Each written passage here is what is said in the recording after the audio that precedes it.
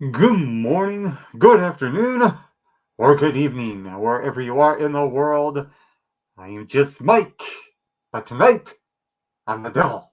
And you are watching and you are listening to episode number 44, the Halloween special of the Rock On Wild show. Like the mask? I actually bought this like a few weeks ago. I love this thing. Anyway, if you are new to this very channel, if you're new watching this video as of this moment, sorry if I started you with this mask. It is a couple of days before Halloween. I am in the Halloween spirit. And if you haven't done so yet, be sure to hit that subscribe button down below this very video. You can also like or dislike this episode.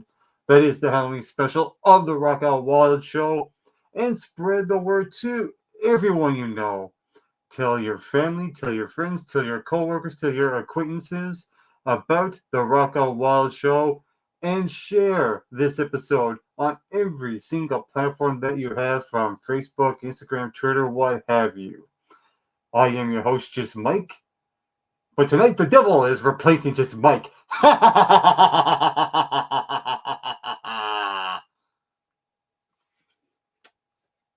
Who am I fooling?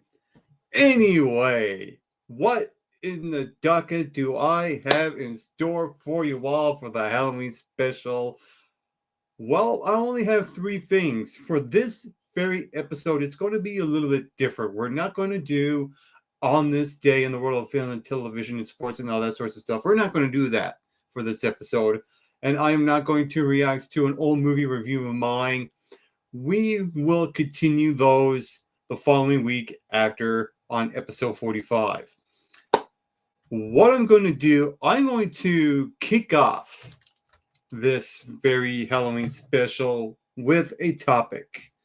Now, these topics are going to include my top 20 favorite horror movies of all time. That will be the main event of this very episode. I am also going to look at a ranking that TimeOut came out with back in early October of the 40 greatest Halloween songs of all time. And to kick things off, I'm going to talk about my top 20 favorite episodes of Supernatural. So, Supernatural was a show. It was first broadcast on September 13th, 2005 on the WB. It was created by Eric Kripke. And this subsequently became a part of the successor network of the CW's lineup, starring Jared Padalecki as Sam Winchester and Jensen Ackles as Dean Winchester. And the series follows the two brothers as they hunt demons, ghosts, monsters, and other supernatural beings. And it was developed for nearly 10 years, as the creator Kripke spent several years pitching it as well. This also has Misha Collins in it as a series regular. And the number of episodes this 15-season run had was 320 episodes. And I have condensed them to 20. And I will give to you my top 20 favorite episodes of Supernatural, and I will briefly talk about them as well. Before I get into the top 20 itself, here are some honorable mentions. We have Alpha and Omega from season 11, episode number 23. We have In the Beginning from season 4, episode 3. Dog Dean Afternoon from season 9, episode 5. Devil's Trap from the season 1 finale of season 1, episode 22. What Is and What Should Never Be, season 2, episode 20. The Monster at the End of This Book, season 4, episode 18. And The Rapture from season 4, episode 20. To kick things off at number 20 on my top 20 favorite Supernatural episodes of all time is Scooby Natural from season 13, episode 16. And my big takeaway from this episode is that it is a nice, little, fun episode that is relatively harmless in terms of the story and the script and the consequence of what happens with the characters and all that sorts of stuff. It's basically a nice little one-off. It's a nice outside of the box type of thing. It is a simple gore story, but the whole gimmick of this episode is that Sam and Dean buy this TV, but it's cursed. And then they get sucked in watching Scooby-Doo. And then they're on the hunt of a ghost. And that's pretty much this episode. It's a nice, fun little episode. Number 19 on this list is Do You Believe in Miracles? This was the season 9 finale of season 9, episode 23. This was the big battle between Dean and Metatron, and by the end of it we get the cliffhanger of Dean. He turns into a demon with Crowley right next to him. It's one of the best finales of any season I can think of, and it's one that I think, I don't know, gets a lot of credit, so that's why it's in my top 20. Coming in at number 18 from season 4, episode 6, Yellow Fever. And the whole gimmick of Yellow Fever is that Dean gets paranoid with everything around him. And there's one hilarious moment where Sam opens up a locker. Out comes the jump scare of a cat going meow, and then Dean scream. I don't know how one screams like this, but it's one of the single most funniest moments in the show's history. You have to check that episode out if you want a good laugh. Coming in at number 17, Don't Call Me Shirley from season 11, episode number 20. And the whole thing about this episode is that it's basically just the reveal of God in the beginning, who was Chuck the entire time. And he's talking to Metatron. And that's pretty much nearly this entire episode, while you have Sam and Dean lingering in the background, which will tie in right at the very end where Dean and Sam finally know that Chuck is God. And the whole thing is that God is trying to write his own story, and Metatron is helping him write that story. It's a great dialogue back and forth between the two characters of Chuck, who is God, and Metatron. It's one of the best dialogue-heavy type of episodes on this list. Coming in at number 16, Inherits the Earth from season 15, episode 19. I really think that this is a really good way to send the fans home happy in terms of a finale. Now, this may not have been the series finale. It was the one before it. And in this one, it wraps up everything about the plot line involving God, Lucifer, and Michael. And the brothers win at the end. And then Alexander Calvert, who plays the Nephilim, he now becomes the new God, whose name is Jack. And it's a really, really good episode that wraps up everything about the entire supernatural lore. Coming in at number 15, I was just briefly mentioned it earlier, the season 15 finale, episode 20. And not only is it the finale, but it was the series finale called Carry On. This wrapped up mainly the Sam and Dean storyline and their journey from beginning all the way to the very end, where we get the whole thing where Sam and Dean do one more hunt while Dean dies at the hands of the biggest demon there. And we get that moment where Sam holds Dean and Dean finally dies. And then we get to see Sam live his life to the fullest after he passes away. And then the two of them meet up in heaven. Like I said, it's a great way to close off their storyline in a nutshell.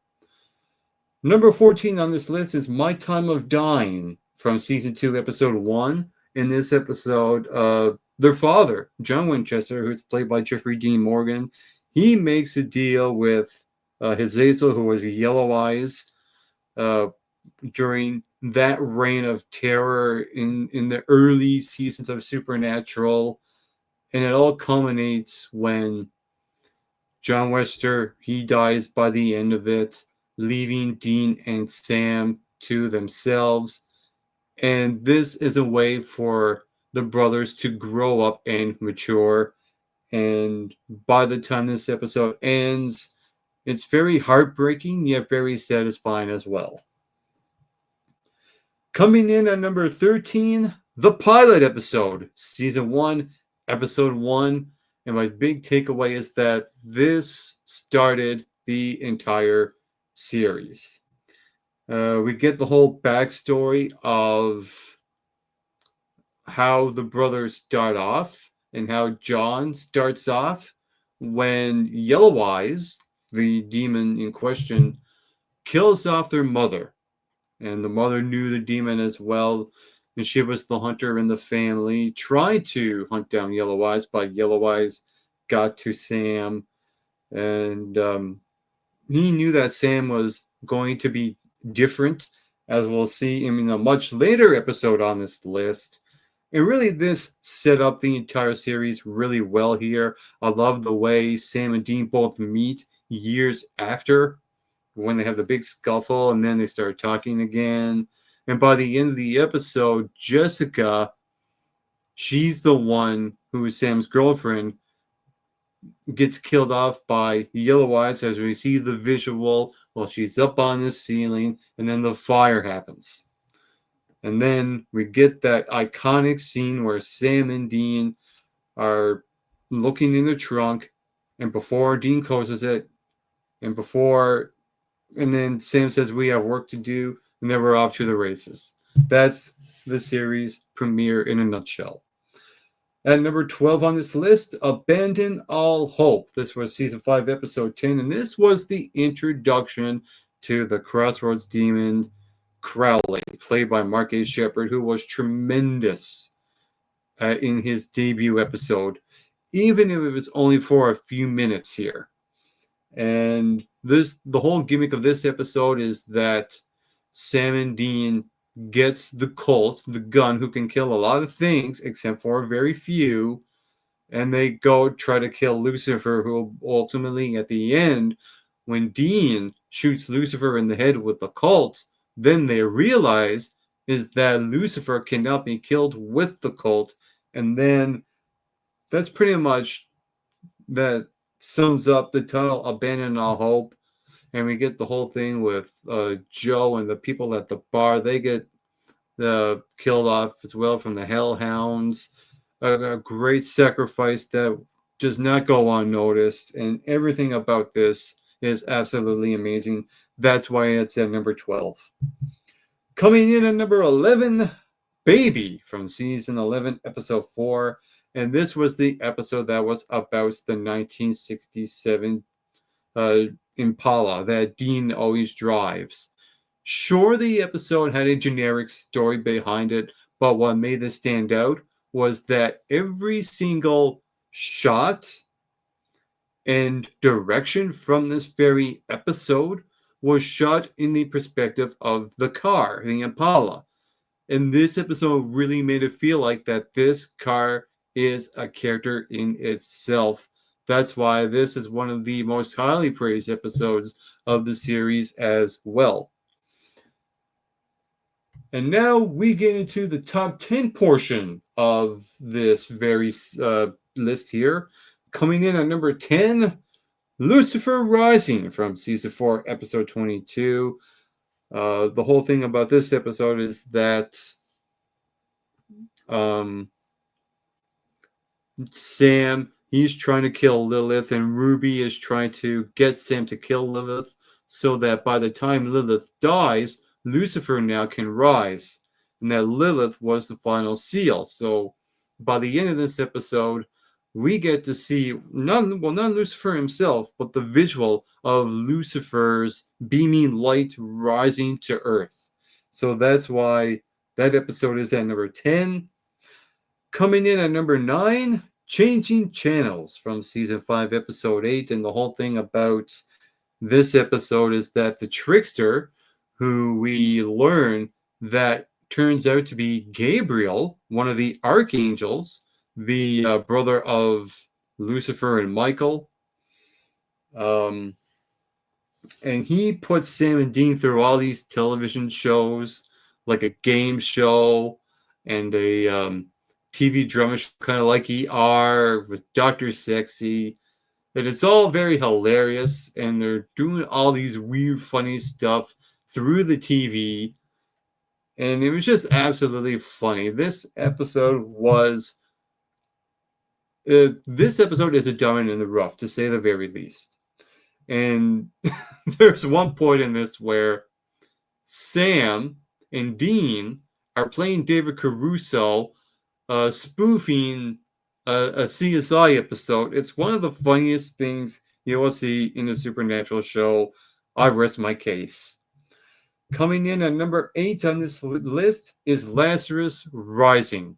Now, a little bit of a backstory with Lazarus Rising. Now, this was season 4, episode 1. Now, on the season 3 finale, Dean dies. He gets attacked by werewolves. His 1 year was up when he made a deal with a Crossroads demon to bring Sam back.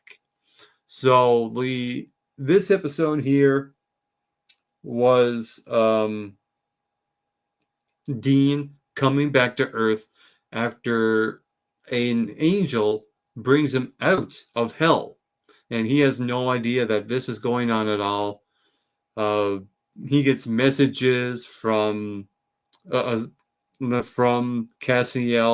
but it's very high pitched, and he has to plug his ears and all that stuff. And there's a lot of glass breaking around, and he's trying to figure out what brought him back, who brought him back. Him and Bobby are trying to figure it out, and then we get the introduction of Castiel by the end of this episode, and he tells Dean that he is an angel of the Lord and that we have work for him. That is how that episode closes, and it's one of the best episodes in the show's history. Coming in at number 7 on this list, fan fiction from season 10, episode 5. This was the musical episode where we see a few students. They're going to do a play, and they're singing songs from Supernatural. They sing Carry On Wayward Son somewhere in the second act of it. And the whole thing is that there is a goddess, so to speak, going after people that are against the Supernatural show so that it can carry on, that the play will continue on. And it's a nice, fun episode. It's a great one-off.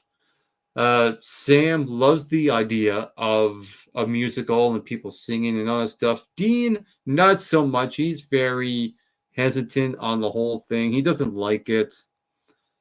And by the end of the episode, we get the reveal that Chuck showed up at the end. Now, this was before the reveal of him being God. And he's talking to the student that created the play. And he gave his 2 cents. It was not bad. And that was it. That was the end of that. And it's one of the best episodes. That's why it's on this list. Coming in at number 6, Heat of the Moment, Mystery Spot from season 3, episode 11. This was Supernatural's answer to the movie Groundhog Day, where in this episode, Dean Winchester dies over and over and over, and you get the idea. He dies countless, endless times in this episode, and they're all really creative as well. Now, there's one where he gets electrocuted. There's one where a desk falls on him. There's one where he gets food poisoning. He gets shot. He gets axed.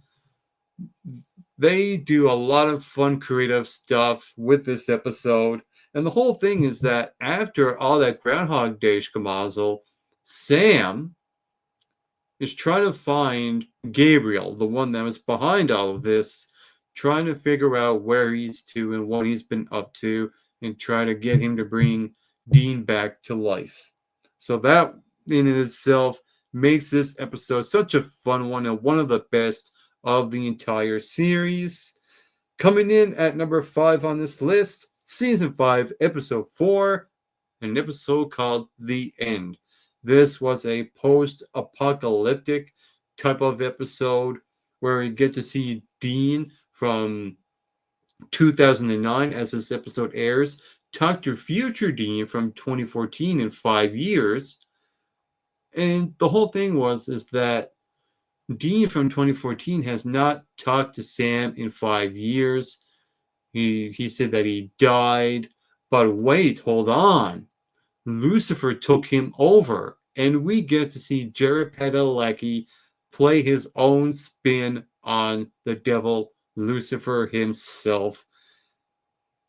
And if you thought Jared Padalecki was not that good of an actor to begin with, you are sadly mistaken. Jared Padalecki done a fantastic job as the devil himself, even if it's just for a few minutes here. It was fantastic, and the whole story was that one of the higher up angels wanted Dean Winchester to go on a trial to see what the future was like, and by the end of it, Dean realizes he needs Sam with him together and not separate. So that's why this is one of the greatest episodes of Supernatural's history. Coming in at number 4 on this list, Season 8, Episode 23, Sacrifice. And the whole gimmick with this episode is that Sam and Dean are trying to close the gates of hell, and Sam is going through all these trials to close the gates.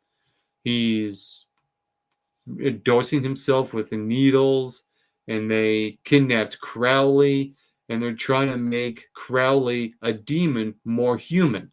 And there's one particular moment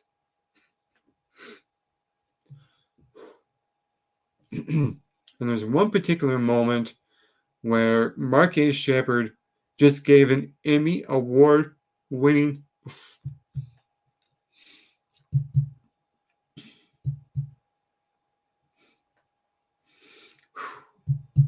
Let me try that again. And there's one particular moment where Mark A. Shepard gives an absolutely Emmy Award-winning performance for just a couple of minutes. It is absolutely fantastic. Someone give him an award, please. Anyway, so by the end of this, Dean tells Sam, if you go all through all these trials, you will die. They don't risk it. But what happens by the end of this is that we see all the angels coming up from heaven and they're falling on earth. That visual of the angels falling from the sky is one of the most iconic images in the show's history. It's great. I love it. Coming in at number 3 Coming in at number 3 on this list is All Hell Breaks Loose Part 1 and Part 2. This is a two-parter, and this is the Season 2 finale, Episode 21 and 22. And the whole thing about this episode is that Sam and Dean...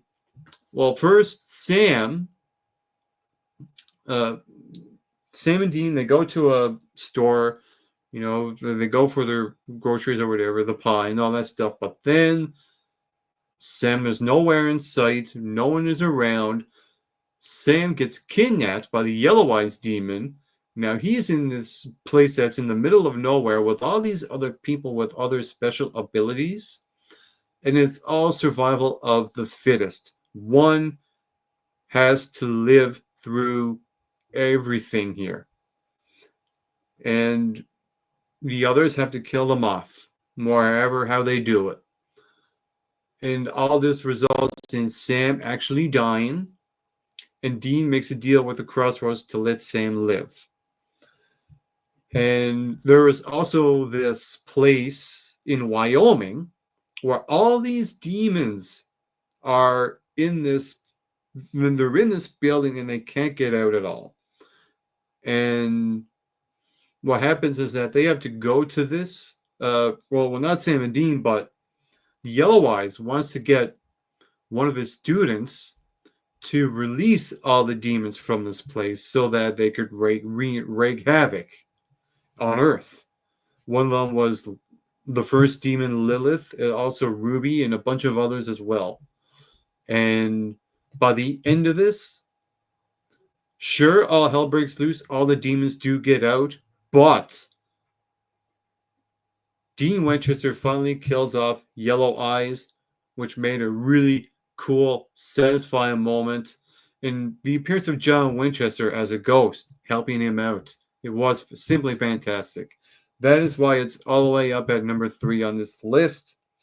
Coming in at the runner up position of number 2 on this list from season 6, episode 15, The French Mistake.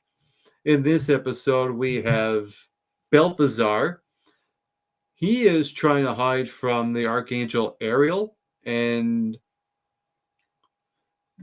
he does his potion thing. The Sam and Winchester and Dean Winchester are with Balthazar while he's cooking up something, and then Balthazar lets Sam and Dean jump out the window, and then all of a sudden, we see all these cameras going around, and it's a camera crew. They're on set of Supernatural. We see the real Bobby Singer there. We see Eric Kripke and a bunch of other people that actually work on Supernatural behind the scenes, and it's the greatest fourth wall breaking episode you will see on Supernatural's history.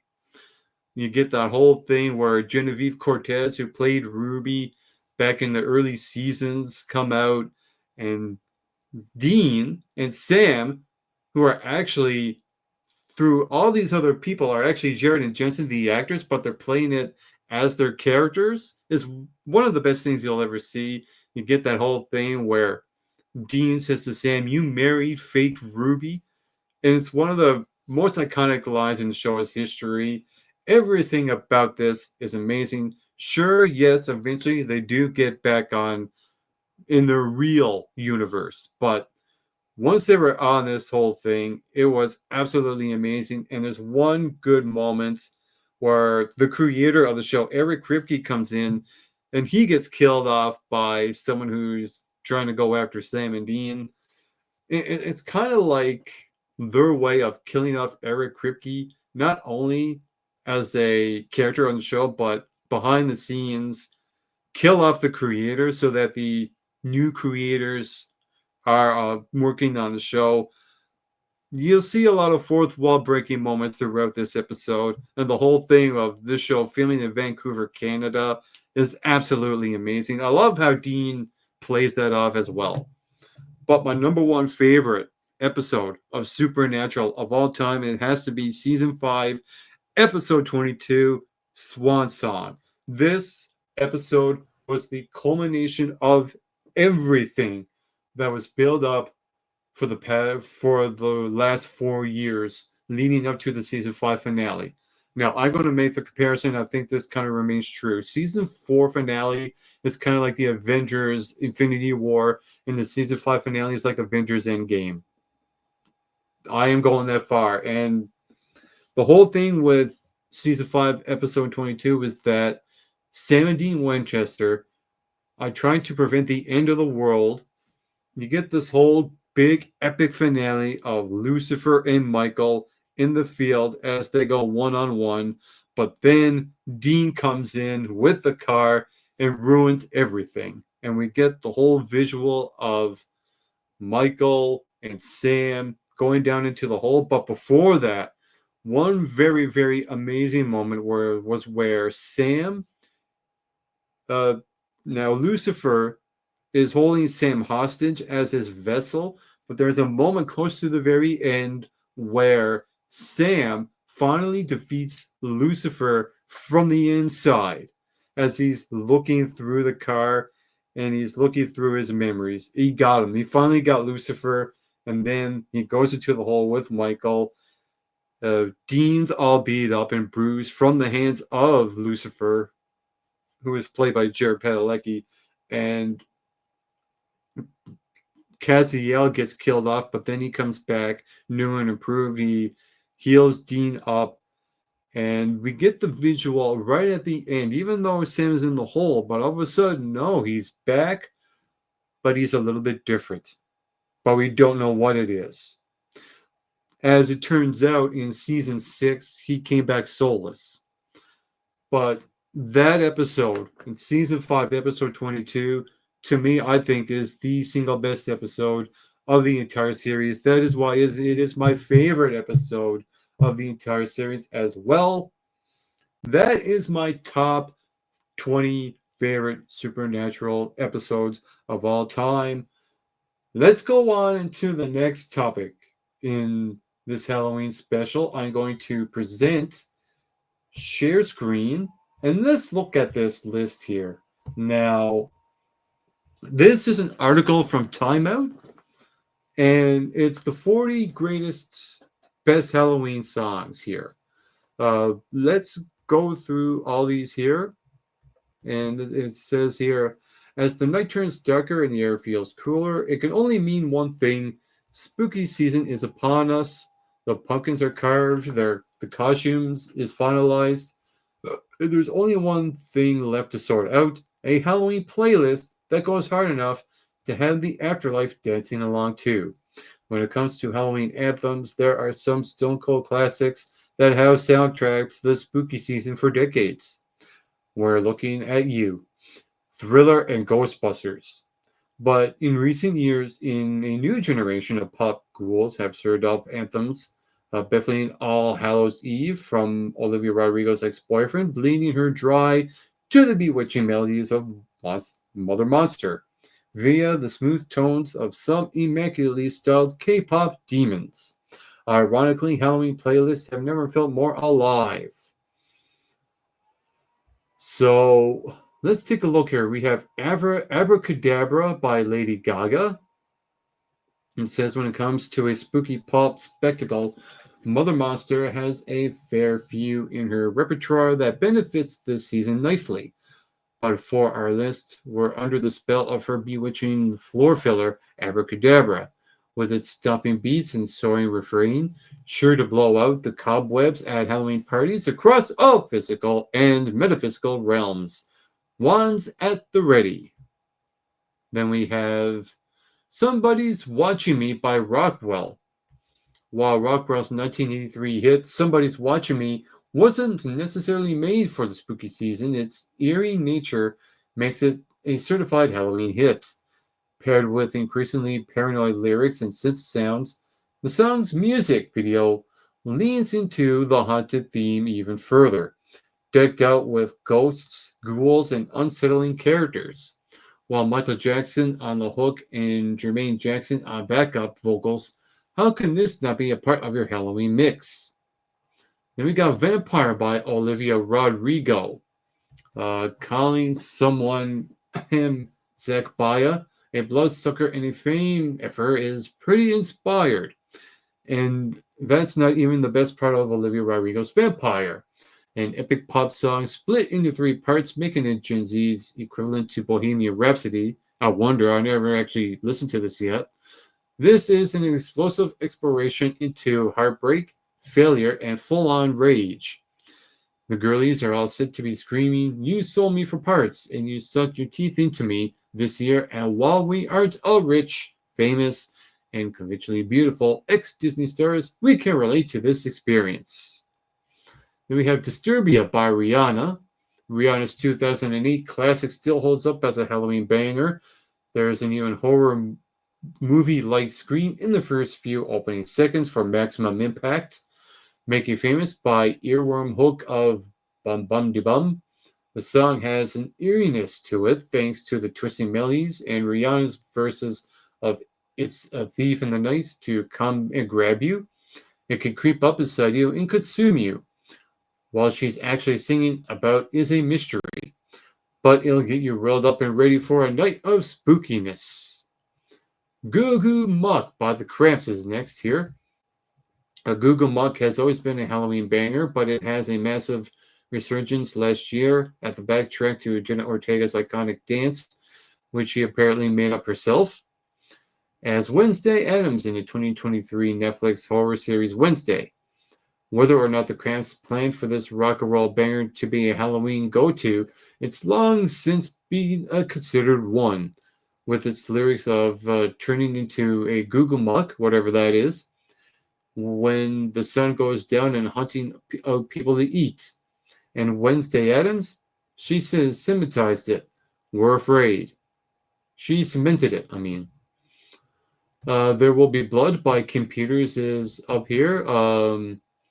Kim Petras' 2019 Halloween's album Turn Off the Light cemented her position as the princess of slasher pop.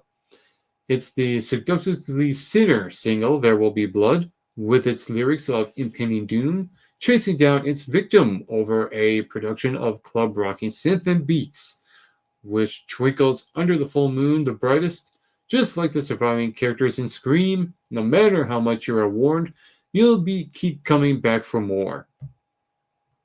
Fresh Blood by Els is the next one here. The title leans vampiric, but the wordless course, literally just Mark Oliver Everest's sharp woo and bleak howl, is all werewolf. Lyrically, maybe it's about a breakup or an emotional low, but sonically, Fresh Blood screams creature of the night. It's grimy and grim with a sludgy but borderline danceable beat that sounds like it's popping from a sketch car in an industrial alleyway.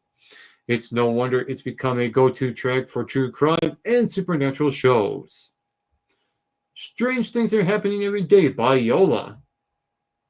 Yola's incredible voice commands your attention in this song that starts as a 50s bop. It's from Baz Luhrmann's Elvis biopic and quickly dissolves into an atmospheric tale of warning with the help of a ghostly, gospel-ish choir. It's fun, it's oddly creepy, and it's simply the best way to set the mood at a party, or maybe to kill it. You decide. And this Halloween classic, add this Halloween classic to your playlist. And we got Into the Unknown by Over the Garden Wall. Over the Garden Wall is mandatory fall watching. Into the Unknown starts with spooky tingling on the piano with vocals from someone who sounds like maybe he's your grandpa telling you a ghost story. It quickly turns into a sweet tune that gives cozy vibes. You won't want to go another fall without putting it on. And then we have She-Wolf by Shakira. Lord, did Shakira bless us with this song in 2009? A timeless classic, She-Wolf is sexy, spooky, and party vibes all at once. It's all fill the dance floor in no time. Hopefully the crowd will enjoy in her werewolf-esque woo. Forget the party planning, Shakira's got you covered. Ghostbusters by Ray Parker Jr. Who are you gonna call? There are at least two TimeOut New York editors who believe that part of this 1994 classic where Parker explicitly croons Bustin' makes me feel good is the single greatest piece of music ever recorded, and they will fight you over this opinion. Huey Lewis actually sued Parker over the song's similarity to his I Want a New Drug, probably because he was jealous of how much better Ghostbusters is. Your Idol by Soulja Boys. Don't get seduced by their slick dance moves, smooth move vocals, and sharp attire. As their band name suggests, Soulja Boys are quite literally K-pop Grim Reapers. You gave me your heart, now I'm here for your soul. They croon on the effortlessly cool Your Idol, which brings pop energy to the afterlife. They may be the main villains of his hit animated movie K-pop Demon Hunters, but when it comes to delivering a stone cold anthem, they will be heroes for many Halloween playlists. Ghost Town by The Specials. Okay, so technically the song is about unemployment, inner city violence, and urban decay. Not decaying flesh, but the 1981 hit, released at the height of the UK's recession riots, still creeps us in the very best way, with airy flute solos, ominous lyrics, and medical childlike la-la-las, plus some pretty spooky synth fades. And we got Monster Mash by Bobby Boris, Pickett, and the Crypt Kickers. The perennial holiday favorite was released in 1962 and has been clawing its way out of the grave every single year. It's been covered by maybe the most electric group bands of any song ever. The Beach Boys, Bruce Springsteen, Vincent Price, Alvin and the Chipmunks, the Smashing Pumpkins, and the Misfits, to name a few. But the moldy old original is still the preferred classic. And we did a Graveyard Smash. Demons by Doja Cat. Doja Cat has always been a bit of a spooky bitch in the best way possible, of course, but probably no track sums up the star's knack for artists' uneasiness than her 2023 song Demons, which waved goodbye to the stickly pink pop of Say So and said hello to reverberating bass, shrieky vocals, and jagged synths. This is a choppy rap track with juxtaposis, childlike lyrics with shouty rasps in a way that's catchy and sinister all at once. It's the perfect song for a Halloween party with sass. Turn up the bass on your speakers and get freaky. Then we got Psycho Killer, Qu'est-ce que c'est by Talking Heads. David Byrne's Feral Yowl alone makes the hypnotic, eerie early Talking Heads classic a Halloween essential, but it's just the blood red bow that ties Psycho Killers together. The song mathematically precise until it goes jaggedly out of rhythm. Feels like it was wrested from the mind of a particularly melodious murderer, one with a tendency to slip unexpectedly into French or a huge suit depending on the mood. Pet Cemetery by the Ramones. Hard to believe the original Ramones are all dead. By 1989, the punk's career was nearly 6 feet under. But this toe-tapping title track from the hit horror film A Bite-Size Snickers with a metal sharp inside put the New Yorkers back on MTV, introducing a new generation to the leather-wrapped Phil Spector fanatics who looked like motorcycle zombies. If only Stephen King's resurrecting graveyard were real. We miss these buffoons. Wuthering Heights by Kate Bush. Is there a really better song to slip into the blood red dress and wrapped around like a ghoulish waif to? Not only is it one of the greatest tracks of all time, but Wuthering Heights is also the perfect tune to soundtrack any spooky evening. Telling the tale of Kathy's ghost scratching at Heathcliff's window, this title track is mournful, melancholy, and the literacy references are just the cherry on the perfectly constructed cake. The tingling piano might be more suggestive of fairness than witches, but Kate Bush's ghostly wailing is enough to send shivers down anyone's spine. Then we have Thriller by Michael Jackson. Michael, I'm not like other guys. Michael tells his girl at the beginning of the greatest video ever made, from arguably the greatest album ever made. Did we realize how prescient the statement would be in 1982? So much of Thriller shouldn't work. But NJ is a doll. 71-year-old Vincent Price raps. And it's 6 minutes long. But together, it's basically genius. Riding on instant, funky Mimoog bass line. I wish to stress that the film is in no way endorses a belief in the occult. Jackson wrote concerning the video. But the Elephant Man's bones are chimp dead. Then we have Boris the Spider by The Who. On this deep cut from 1966, a quick one, John Entwistle leads the bass heavy charge in a song precision calibrated to get under anarchophobus skins. Roger Daltrey performs some signature vocals, acrobatics too, growling the song's title at the chorus before pulling off a manic falsetto to repeat the words creepy crawly over and over again in a whirling dervish of playful menace, just in case the lyrics had somehow been constructed as subtle. I Put a Spell on You is the next one by Screamin' Jay Hawkins. Arguably one of the original Halloween songs, and arguably one of the greatest. Hawkins' tune, which he claims to not remember recording, permanently added the screaming to his God-given name. Before I was just a normal blues singer, I was just Jay Hawkins, but I found out I could do more destroying to a song by screaming it to death. He found out he could also do more if he appeared out on a coffin on stage in a black cape, tusks coming out of his nose, accompanied by a cigarette-smoking skull sidekick named Henry, a rare remix by KRCW's Jeremy Soule.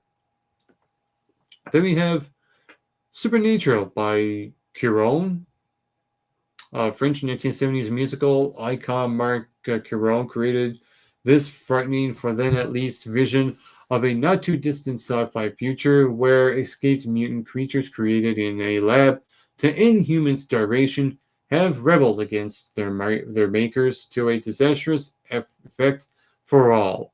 Basically, sci-fi disco for Studio 54 set. This track is the greatest statement on that brief genre. Period. The video and album artwork are also Stone Cold classics. Ask your parents. Then we got Welcome to My Nightmare by Alice Cooper. Shock rock pioneer Alice Cooper could single-handedly populate this list with tracks like Feed My Frankenstein and Billion Dollar Babies. But Welcome to My Nightmare is in a class all of its own thanks to its stabbing horn accompaniment and Cooper's skin-crawling delivery. The original's a horror rock masterpiece, but seek out the version Cooper performed with a chorus of Muppets, a combination of pop culture misfits that's too delicious to skip. Halloween by the Misfits. Funny how time tames horror. In 1981, the Misfits seemed genuinely scary. In hindsight, they're as dangerous as a Scooby-Doo mystery. But great Beelzebub, what fun!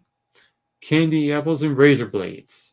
Little dead are soon in graves.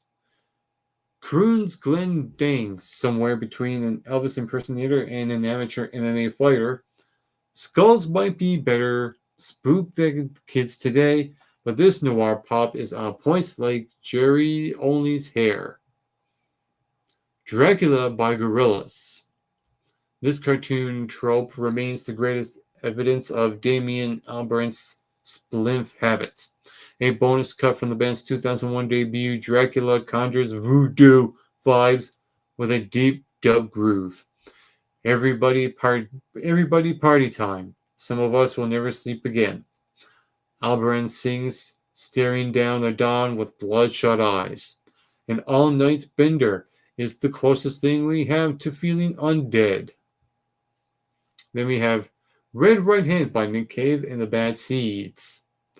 Of course, we couldn't have put together an entire list of Nick Cave songs to score your Halloween shindig, but instead we're choosing Cave's singularly most creepy cut. A smoldering slow burner, Red Right Hand, appears on 1994's Murder Ballads album and lifts its title from John Milton's Paradise Lost epic poem, which refers to the supposedly vengeful hand of God. It's been used in all three Scream movies.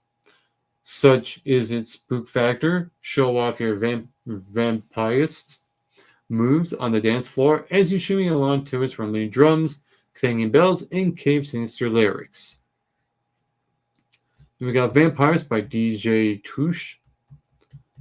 Theo Keating, aka DJ Touche, aka Fake Blood, aka formerly the Wise Guys, aka half of the Black Ghosts, aka a guy who knows his horror. This cut is just one in a long list for someone who has more than 20 years to rack up quite a few proverbial kills. It's the title track of his EP alongside other funky frighteners, Zombie Inspectors, on Fatboy Slim's Southern Fried Records. This is Halloween by Danny Elfman. Elfman honed his signature horror tinged musically with Oingo Boingo, but unleashed it full force on this banger that leads off The Nightmare Before Christmas with Jingle Jangle Lunacy as a chorus of ghouls pulls a roll call for the playful horrors to come. It's a kid's song full of bloodthirsty clowns and whispery vampires, all of whom come together for a chant of the song's title, all but cementing it to the Halloween canon. Then we have Country Death Song by Violent Femmes. The Femmes took a break from the stripped down folk pop bubblegum mania and teenage angst for this truly spooky country number in which a deranged farmer confesses to drowning his daughter in a well. Chipper stuff from the blister in the sun, but the combination of Gordo Gando's nasal wailing, the southern gothic vibes, and the doomy bass line make for an unlikely bone chiller. Bela Lugosi's Dead by Bahams.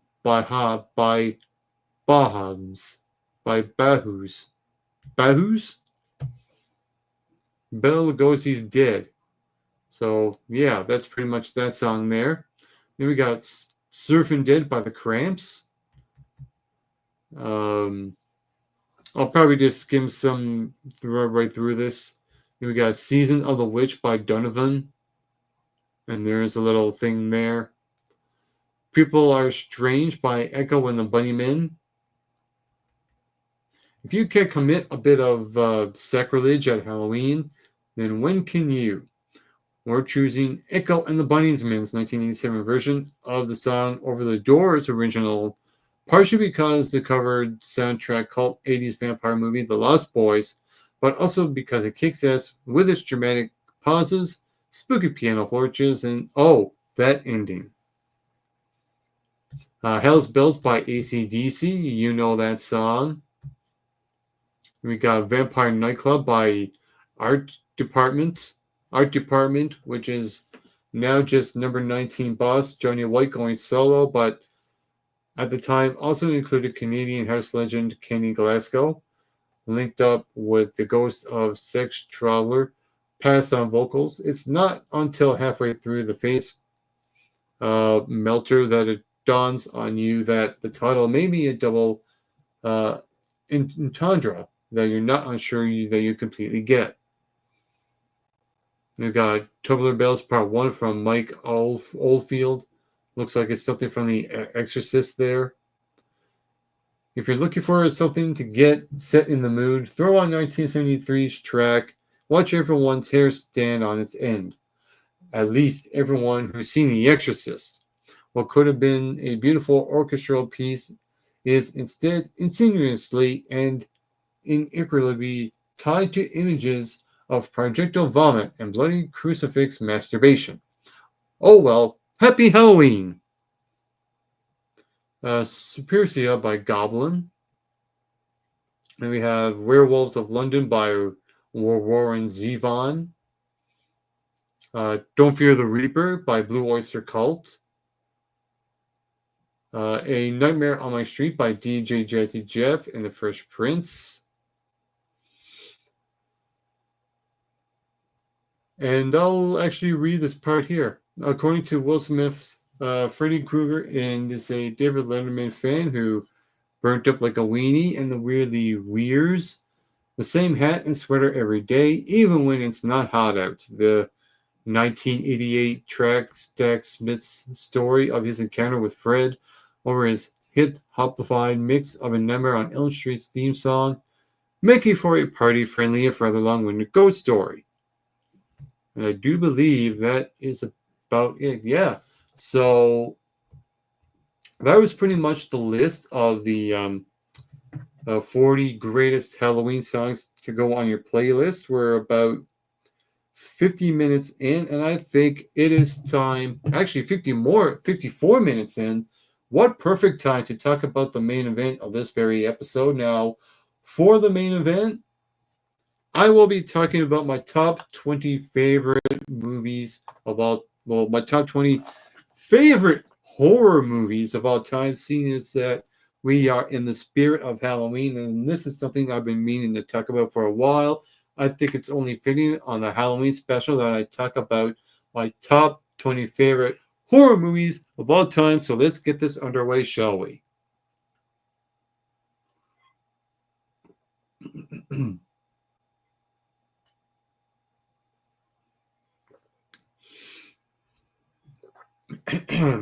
All right.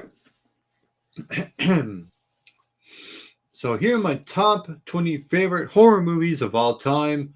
I have some honorable mentions. We have Rosemary's Baby from 1968, The Texas Chainsaw Massacre from 1974, Bram Stoker's Dracula from 1992, The Invasion of the Body Snatchers, both versions, 1956 and 1978, and The Bride of Frankenstein from 1935. Coming in at number 20 on my favorite horror movies of all time, House on a Haunted Hill. I like how this film sets up a good creepy mood to set up the tone for the rest of the film of what's about to take place here. Even the concept of this film is scary in itself, of the characters. They cannot go anywhere outside of the house after midnight. It's all barred up and everything. There's no escape at all. You have a perfect way to let the audience know what they're in for, and this does not disappoint.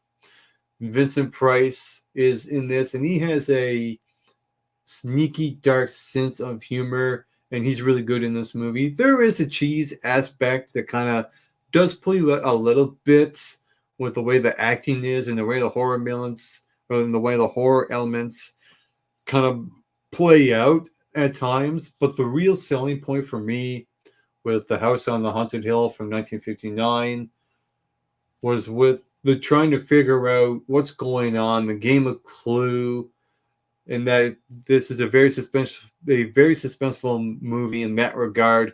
Just trying to figure out the murder mystery here. It's a nice, good little murder mystery. Coming in at number 19 on this list, Friday the 13th from 1980. This is a slasher movie at the most basic level. The characters, besides Pamela Voorhees, to me, they're all stock characters, but they're all decent stock characters, I thought. And it's a movie that you rather guess who gets killed instead of who will survive. So I kind of get that as well. But I really like the setup of the franchise as far as the lore and the urban legend that is Jason Voorhees.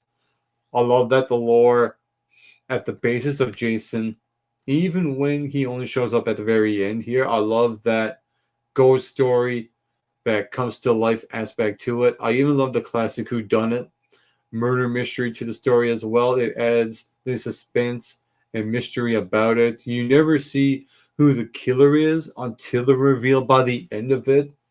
The movie is even dated, but in a good way.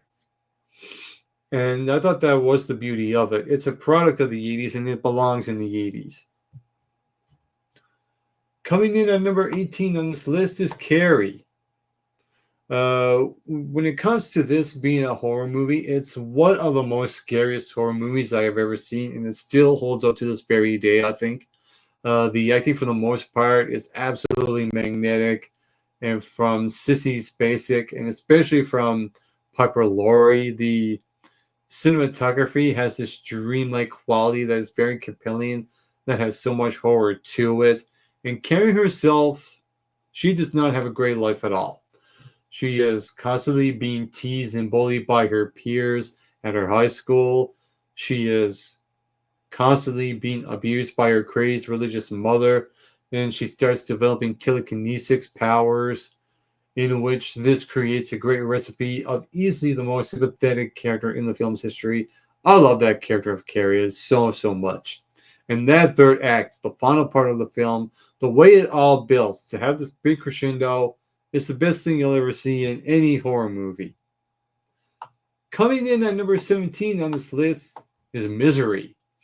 This movie is absolutely suspense-filled from the very opening shot all the way to the very end here.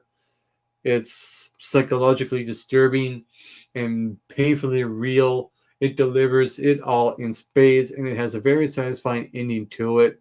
And you can't talk about Misery without talking about Kathy Bates here. Kathy Bates' acting and her character is easily the best thing about this movie. And at first you think she is the sweetest one on the planet, but then her obsession with Sheldon has grown so deep that she views his books as almost real. And when she finds out that the writer kills off the main character in the book named Misery, she goes absolutely batshit crazy, insane, and makes his life a living hell. She keeps him trapped and sick. And major credit for James Caan to pull off a great performance in this as well, because he is in mostly in bed and in a wheelchair in this entire thing. And even the directing tells its own story of how the way the movie is shot with the use of dollies and big widescreen shots. And there's one particular scene that involves a sledgehammer, and if you've seen the movie, you'll get the idea. So that's my thoughts at number 17, that being Misery. Coming in at number 16 on this list is The Omen. Now, what I love about this movie is that it builds tension and a looming threat and the slowly building atmosphere that we get. It's not a movie that goes for shock value or anything like that. It's the slow reveals of what's going on about Damien that start to appear. Does have this looming threat and dark cloud that gets thicker and thicker. It has an understated look to it, and the tone is consistent throughout. It's very suspenseful as you're trying to figure out what's going on. Why are these weird events happening around this kid, Damien? It's a gut wrenching film because of what Gregory Peck's character is going through that involves the kid. Even Damien himself, he's not a character that pops with charisma on screen or anything like that, like a Michael Myers or a Freddy Krueger. He's mainly a character that lingers in the background, and he's just chilling. He's just relaxing the entire time, which makes Damien even more terrifying. And like I said, this movie is terrifying and disturbing. It does not have a lot of gore, but it does have the suggestion of it. This movie is way ahead of its time with the way it uses how people die in this movie. It's kind of a precursor of Final Destination. The Omen from 1976 is a great horror classic. Coming in at number 15 on this list, Frankenstein from 1931. Boris Karloff was the star, and I thought he was perfect as Frankenstein. It's one of the most frightening, and it's one of the most heartbreaking performances as well. The way he looks, too, with all that makeup and aesthetics, it's easily one of the most iconic looks of any movie character on screen. Now, the actor that plays Dr. Frankenstein is very compelling in himself. He has a great line after he wakes up Frankenstein and says, "Now I know what it feels like to be God," which is so powerful and riveting. I couldn't take my eyes off this guy at all. He's tremendous. And you see the influence he has on actors like Jim Carrey. It's one of the greatest films ever made, and it is a masterclass of a film. It's not just a horror film, it's a sci-fi film, it's a drama film, and it's also a tragedy, a beautiful tragedy, a a a a, a tragic horror film that measures a great blend of genres in it. The film sets, the laboratory, the cemetery design were all done incredibly well. I could go on and on about the original Frankenstein. That's why it's at number 15 on this list. Coming in at number 14 is The Birds from 1963. This movie is a great example of Alfred Hitchcock being the masterclass of suspense. Now, what's great about this film is that there's nothing supernatural going on. There's no ghosts. There's no haunted house. These are actual creatures that in our everyday lives that are the birds that we see and interact which makes this film even more terrifying in itself, and it's more real and raw in that regard. There's a certain sense of fear that something like this actually could happen. Hitchcock can strike fear with this film that can make you second guess yourself when you see birds after watching this movie. I mean, I'm never looking at birds the same way ever again. The visuals on screen, like a bunch of birds plotting and scheming makes it look even more scary than it actually seems. It's a slow burning movie that builds and it feels like a psychological thriller or a horror. I even love the mystery behind the bird attacks as well. The movie never really explains why all the birds attack, so it leaves a lot to the imagination. And that was probably Hitchcock's intention, and that's the real beauty of this movie. It gets people talking. That's why it's number 14 on this list. Coming in at number 13, The Fly from 1986. This movie has a great mix of genres. It's done really well. It's a body snatch horror movie with elements of science fiction. There's a romance draw in here. It's a character drama. It has some comedy and suspense as well. This has everything you want in not only a horror movie, but in a movie in general. It has really good practical effects when Jeff Goldblum morphs into a fly. The effects, I think, still hold up to this very day. It's downright gross. It's cringeworthy, but in a good way and disturbing to look at.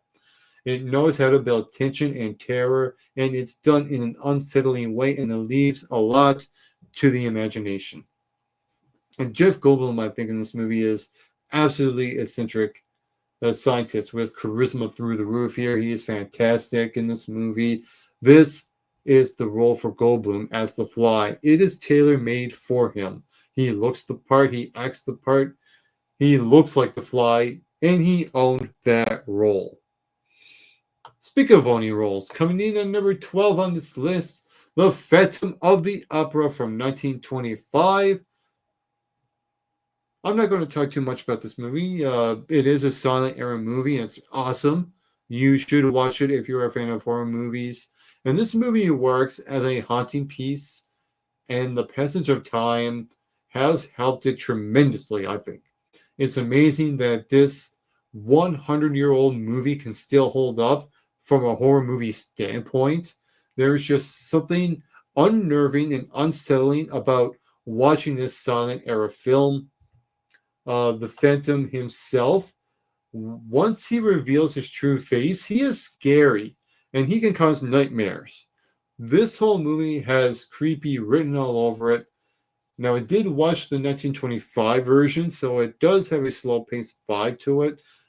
But because I enjoyed it so much, I never felt the length of it because of how I was invested in the story, in the characters, the entire way through. Coming in the number 11 position on this list, The Shining. I know what you're thinking. It's not in the top 10, but you know what? It's damn near close to it. And the one thing that makes this movie work so well is that Stanley Kubrick's direction. His direction is amazing. He delivers a very spooky, a very unrelenting, get under your skin type of horror film that just stays with you for a good portion of a time. It's one of the most unsettling movies out there, I think. And if you look at The Shining at its core, it's not just a horror film, but it's a drama about a man that is just balling up feelings on the inside that leads to a terrifying climax where Jack Nicholson just absolutely loses it. And Jack Nicholson plays a lunatic crazed character incredibly well. And to see his progression from beginning to sane to insane by the end of it is beautifully done. Nicholson is simply terrifying in this movie. Even Shelley Duvall gives a great performance in this movie as well. And the cinematography, the visuals, the style, the nightmarish vibe, the sound, the music score, the lighting are all the ingredients that make this film tasty, delicious. Yes, it could be a little bit too slow, but I don't think it's too slow. Not painfully slow. It moves at a slow, brisk pace. And of course, you get the iconic line that is, "Here's Johnny." That's why The Shining is at number 11. Now we only have 10 more movies on this list. Coming in at number 10, Halloween from 1978, the definitive slasher film in my book. This movie takes a very basic and generic setup for a movie, and it is catapulted into an instant classic, and it is hailed as one of the most beloved horror movie classics of all time. It's genuinely and effectively scary, and the film throughout its runtime keeps it simple. It's a movie that does not rely on gore or graphic violence. It relies on the tone and the lighting. And it also relies on Michael Myers being this supernatural entity in a more suspenseful and thrilling way that it works for what the movie is going for. The acting from this movie from everyone is absolutely outstanding. It's Jamie Lee Curtis's breakthrough performance here. And like I said, this movie is one of the greatest movies of all time. And you cannot talk about Halloween without talking about the movie Halloween. That's why it's number 10 on this list.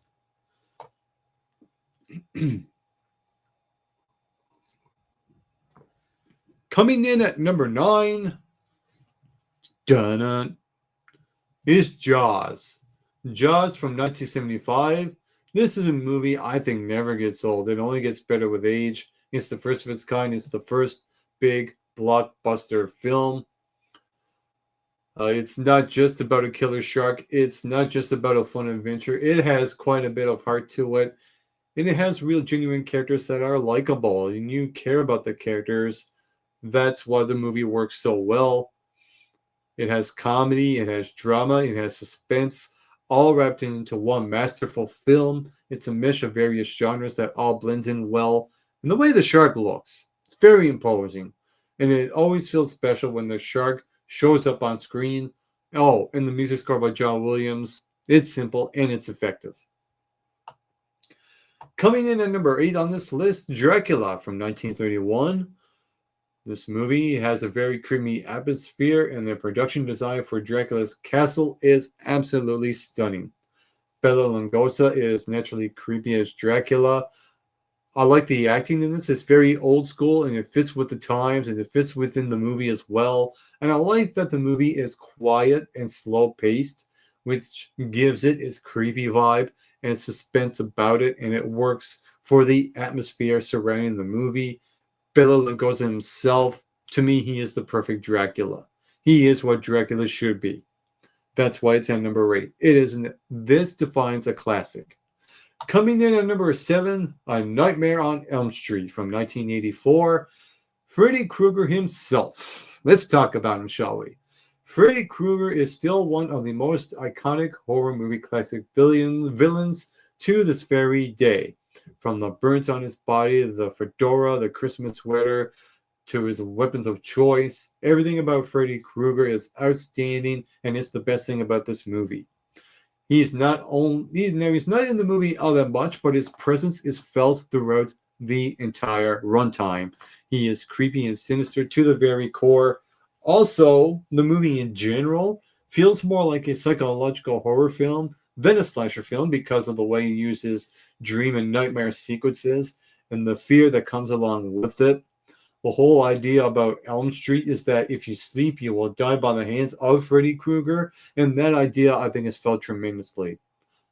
Also, this movie introduced us to Johnny Depp, who later became Captain Jack Sparrow, if you didn't know.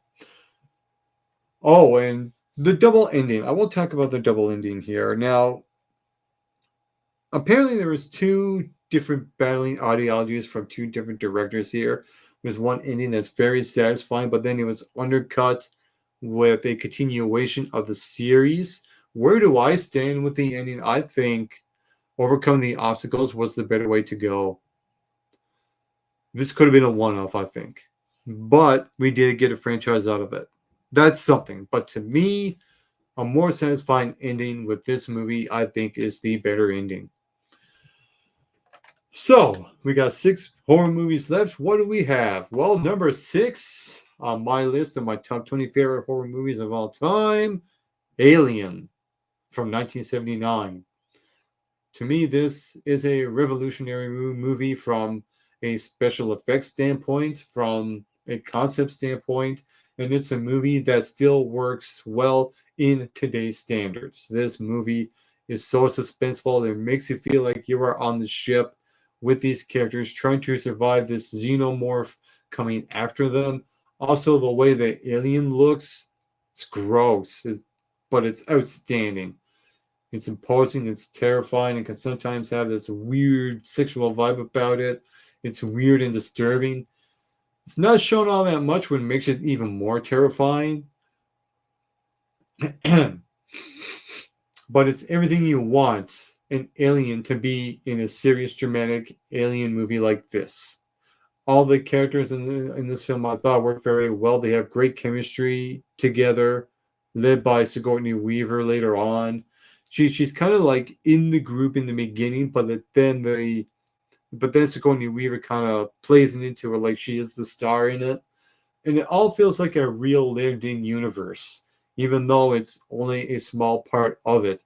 It's a great contained suspense horror movie, and it keeps you in its grasp the entire way through. That's why Alien is at number 6. Then we got 5 left. And what's that number 5? Well, coming in at number 5 on my favorite horror movies of all time, from 1920, The Cabinet of Dr. Caligari. Now, despite this movie being 105 years old, this is an absolute masterpiece. The acting is phenomenal. How the plot progresses from start to end is tremendous and captivating. I was hooked in. I couldn't get enough of the mystery at all. I was trying to guess it the entire way through.